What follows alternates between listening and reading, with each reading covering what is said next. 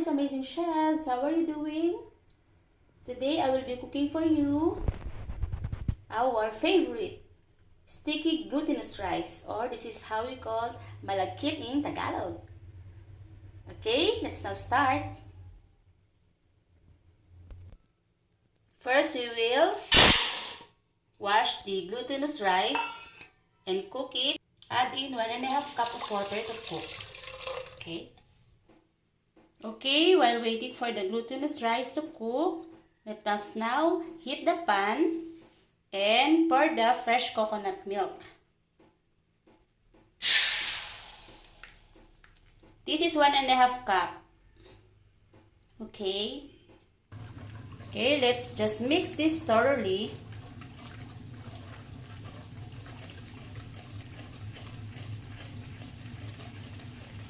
With 1 cup of our brown sugar and caramelize it.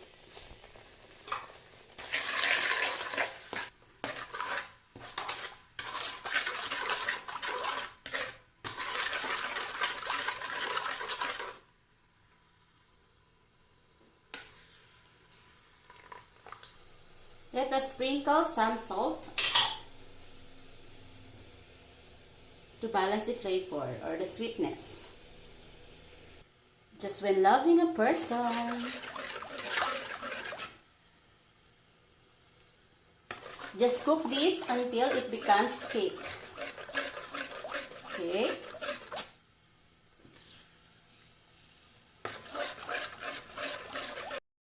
Okay, let's now remove the half of this caramelized sugar and milk for us to have the toppings. And then we will combine the glutinous rice into half of this caramelized sugar with milk. Okay, let's just mix it.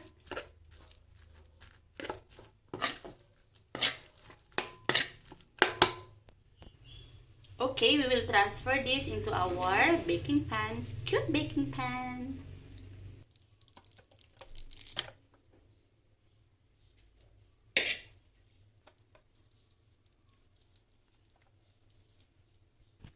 We'll evenly flatten this.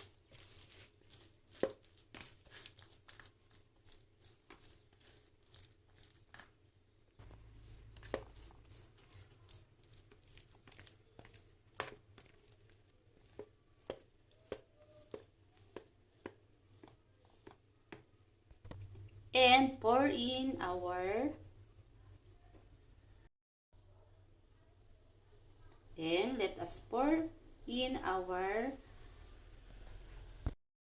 let's now pour in our toppings.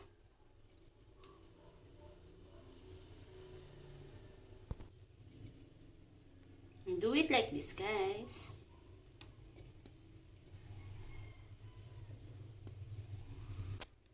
And now this is ready to steam. No oven, no problem. We may steam this, guys, on 250 degrees Celsius. And now this is ready to bake. Now this is ready to bake for at least 10 to 15 minutes.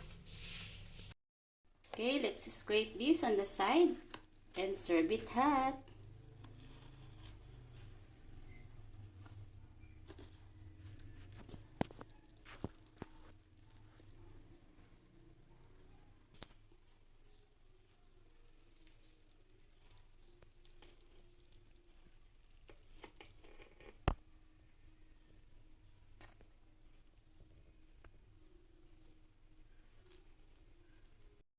Thank you for watching, Amazing Chefs.